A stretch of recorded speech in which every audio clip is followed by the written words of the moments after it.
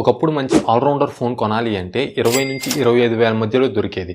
అదే flagship phone కొనాలి అంటే 40 నుంచి 50 వేల మధ్యలో చాలా మంచి ఫ్లాగ్షిప్ ఫోన్ అయితే దొరికేది.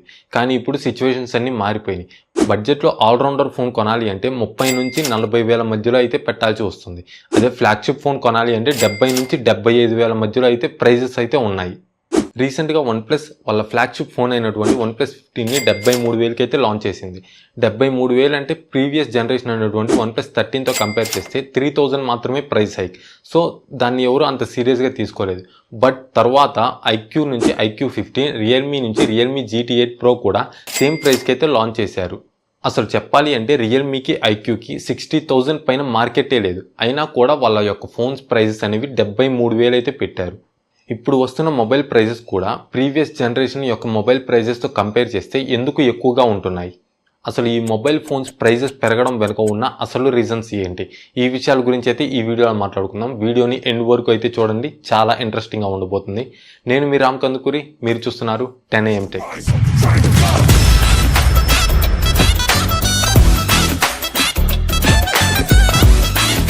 వీడియో స్టార్ట్ చేసే ముందు ఇది టెక్ ఇన్ 5 minutes అనే సిరీస్లో first episode.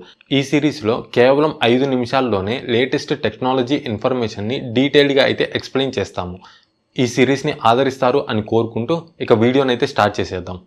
Mobile phone prices పెరగడానికి మెయిన్గా 2 రీజన్స్ అయితే ఉన్నాయి. వాటిలో మొదటిది ప్రాసెసర్ యొక్క ప్రైజెస్ హైక్. స్నాప్డ్రాగన్ కానీ మీడియాటెక్ కానీ వాళ్ళ యొక్క ప్రాసెసర్ యొక్క ప్రైజెస్ని అయితే పెంచారు. వాళ్ళు ఈ ప్రైజెస్ పెంచడానికి ఒక వ్యాలిడ్ రీజన్ అయితే చెప్తున్నారు.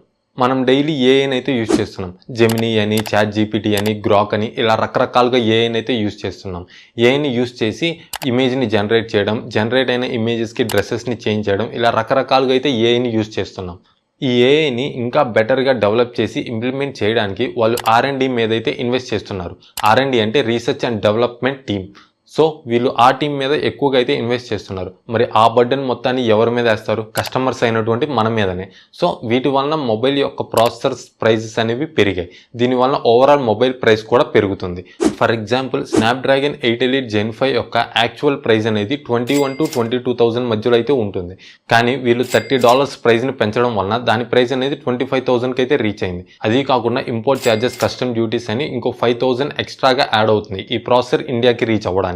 సో మొత్తంగా ఈ ప్రాసెసర్ ఇండియాకి రీచ్ అయ్యేసరికి 30,000 రూపీస్ అయితే పడుతుంది. ఈ విధంగా ప్రాసెసర్స్ యొక్క ప్రైస్ అనేవి హైక్ అవ్వడం వలన మొబైల్ ప్రైస్ అనేవి కొంచెం పెరుగుతున్నాయి. నెక్స్ట్ ఇంకో రీజన్ అయితే ఉంది. యాక్చువల్లీ ఇదే మెయిన్ రీజన్ అని అయితే చెప్పాలి. అదే rams and storage price hikes. మీరు అబ్జర్వ్ చేస్తే ఇప్పుడు ఉన్న ర్యామ్ ప్రైజెస్ని నవంబర్ 2025లో ఉన్న ర్యామ్ ప్రైజెస్తో కంపేర్ చేస్తే డబుల్ ది ప్రైస్ అయితే ఉంటాయి. అంతలా ర్యామ్ ప్రైజెస్ అయితే హైక్స్ అయ్యాయి. ఎందుకు ఈ ర్యామ్ ప్రైజెస్ ఇంతలా హైక్ అయ్యాయి అంటే దీనికి మెయిన్ రీజన్ ఏఐ కంపెనీస్. మనం ఏఐని విపరీతంగా అయితే వాడేస్తున్నాం. అలా వాడినప్పుడు ఏఐ ఇన్స్టెంట్గా రిజల్ట్స్ని జనరేట్ చేసి మనకి ఇవ్వాలంటే మరి ఆ కంపెనీల దగ్గర ఉండే ర్యామ్స్ ఎంత ఫాస్టర్గా అండ్ స్టోరేజెస్ ఎంత ఫాస్ట్గా ఉండాలి. అందుకే ఈ AI companies like chat GPT, Gemini, Grok, Copilot వీళ్ళందరూ కూడా బల్క్లో ర్యామ్స్ అండ్ స్టోరేజెస్కి ఆర్డర్స్ అయితే ఇస్తున్నారు. అది కూడా నార్మల్ ర్యామ్స్ కాదు, HBM ర్యామ్స్. HBM అంటే హై బ్యాండ్విత్ మెమొరీ ర్యామ్స్. ఇవి నార్మల్ ర్యామ్స్తో కంపేర్ చేస్తే చాలా పవర్ఫుల్ ఉంటాయి. అది కాకుండా పవర్ కన్జంప్షన్ కూడా కొంచెం ఎక్కువ అవుతుంది ఈ ర్యామ్స్ వలన.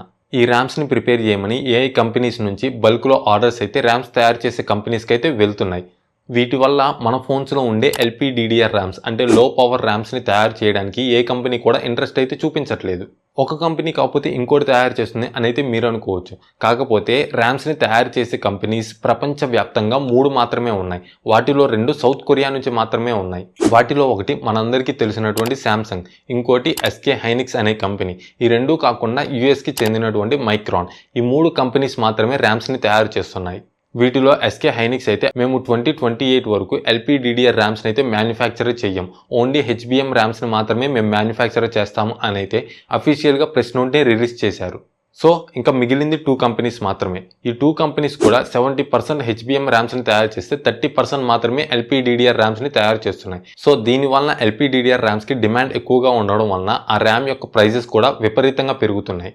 ఇంత దరిద్రంలో కూడా ఇంకో దరిద్రం ఏంటంటే ఒక కంపెనీ అయితే మన LPDDR ర్యామ్స్ని కూడా వదలకుండా తీసుకుంటుంది. ఆ కంపెనీయే ఎన్విడియా. వీళ్ళు ఓపెన్ ఏఐతో పార్ట్నర్షిప్ తీసుకున్న తర్వాత వీళ్ళ నెట్వర్త్ అనేది అమాంతంగా పెరిగిపోయింది. దీని వలన వీళ్ళు ఎంత ప్రైస్ పెట్టైనా సరే ర్యామ్స్ని కొనే స్టేజ్లో అయితే ఉన్నారు. అందుకే వీళ్ళు LPDDR ర్యామ్స్ని కూడా వదలకుండా అయితే తీసుకుంటున్నారు. వీటి వలన ర్యామ్స్ యొక్క షార్టేజ్ వచ్చి ప్రైజెస్ అనేవి ఇంక్రీజ్ అవుతూ ఉన్నాయి. ఈ రెండు మెయిన్ రీజన్స్ వలన మొబైల్ ఫోన్స్ ప్రైజెస్ అనేవి చాలా విపరీతంగా అయితే పెరుగుతున్నాయి. మీరు అనొచ్చు, ఇంత డిమాండ్ ఉన్నప్పుడు కొత్త కంపెనీ స్టార్ట్ చేసి ర్యామ్స్ని తయారు చేయొచ్చు కదా అని. బట్ రియాలిటీ ఏంటి అంటే ఇది ఒక షార్ట్ టర్మ్ డిమాండ్ మాత్రమే. అంటే ఈ డిమాండ్ అనేది కొంతకాలం మాత్రమే ఉంటుంది. 2.5-3 సంవత్సరాల తర్వాత అసలు ఈ ర్యామ్స్ యొక్క డిమాండ్ కూడా ఉండకపోవచ్చు. దానికోసం 2.5 నుంచి 3 లక్షల కోట్లు ఇన్వెస్ట్మెంట్ చేసి ఈ ర్యామ్స్ తయారు చేసే కంపెనీని ఎవ్వరూ బిల్డ్ చేయాలని అయితే అనుకోరు. మేబీ అన్నీ బాగుంటే ఒక 2 ఇయర్స్లో మొబైల్ ఫోన్ ప్రైస్ అనేవి అన్నీ నార్మల్గా అయ్యే ఛాన్సెస్ అయితే ఎక్కువగా ఉన్నాయి. ఇన్ కేస్ మీరు కనుక ఇప్పుడు మొబైల్ కొనాలి అనుకుంటే వెయిట్ చేయండి. దసరా దీవాళీ సేల్స్లో మీకు మొబైల్ ఫోన్స్ అనేవి కొంచెం తక్కువ ప్రైజెస్కి వచ్చే ఛాన్సెస్ అయితే ఉన్నాయి. లాస్ట్ ఇయర్ వచ్చినంత తక్కువ ప్రైజెస్కి వస్తాయని చెప్పలేను, కానీ కొంచెం ప్రైస్ అయితే తగ్గుతుందని అయితే చెప్పొచ్చు. ఒక రకంగా చెప్పాలి అంటే మనం ఏఐని వాడడం వల్లనే ప్రత్యక్షంగానో పరోక్షంగానో మొబైల్ ఫోన్స్ ప్రైజెస్ పెరగడానికి మనం ఒక రీజన్ అవుతున్నాం అని అయితే నా ఒపీనియన్. దీని మీద మీ అభిప్రాయం ఏంటో కింద కామెంట్ సెక్షన్లో కామెంట్ చేయండి. ఇది ఫ్రెండ్స్ ఇవాళ వీడియో కనుక మీకు నచ్చినట్లయితే లైక్ చేయండి, మీ ఫ్రెండ్స్ అండ్ ఫ్యామిలీ మెంబర్స్తో షేర్ చేయండి. అలాగే చాలామంది సబ్స్క్రైబ్ చేసుకోకుండా అయితే వీడియోలు చూస్తున్నారు, సబ్స్క్రైబ్ చేసుకోండి. అలాగే ఆ పక్కనే ఉన్న బెల్ ఐకాన్ కొట్టేస్తే మేము ఏ వీడియో పెట్టినా సరే ఫస్ట్ నోటిఫికేషన్ మీకే వస్తుంది. See you in the next video. Bye bye.